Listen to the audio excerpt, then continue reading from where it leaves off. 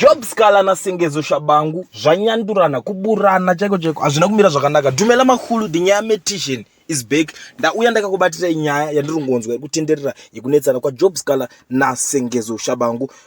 Panapa muri yeZimbabwe ndatanga ndaona tweet iyo iri kunzi yabva kuna Tshabangu, screenshot ingotenderera ikati I hear Job Sikhala was in Mutare yesterday. Yes, that's good for him to have his own party because it is his constitutional right, but that's not what we agreed on when I negotiated for his release. But anyway, people change. I wish him well on his future endeavors. We are CCC to the core. Ndo manyoro azvaitwa panapa na Tshabangu pa tweet yavo yevari kunzi vataura vachiti Job Sikhala zvatakataurirana hazvisiri izvo zvaachiri kuita. Job Sikhala ndakatonzwa kuti ada kuti tabato rake angatori kwa Mutare achigadzirira kuti alonche political party yake. But muri yeZimbabwe takada kutarisa nyaya iyi tiri kuonawo zvekare kuti iye Job Sikhala wacho ane mashoko abva apindurawo achinyora akati I learned a lot when I was under incarceration. I'm very aware of who my friends are and who are my enemies. Surely the time will tell, but I will continue to fight from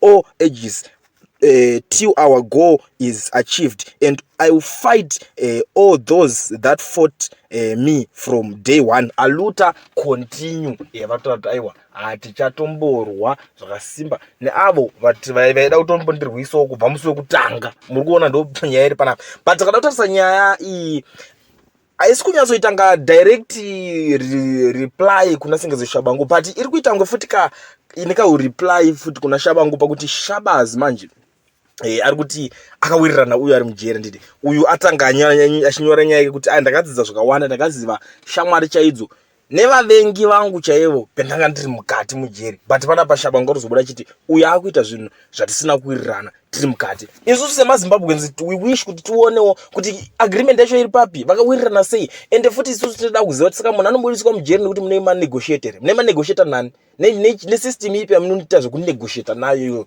Kozi inyika yakaita seyo yamunotaura kuti mimi kuti munhu abudiswe mukati munoita kunegotiata. Kunye kunegotiata chi basa rekubudisa mukati meme kana lawyer wako atodyiwa, judge akati ndikoko wadyiwa wakutoenda. Zvekuzoti munhu anobuda achinegotiata anenge achinegotiata akamira sani, akamira pai. Ndo zvinhu zvinotivhiringidza because zvakutanga pamwe kune vamwe vanhu vanenge vari pamusoro pevamwe vanhu vese, kana kuti vamwe vanhu vane marights akawandisa kudarika vamwe vanhu vese.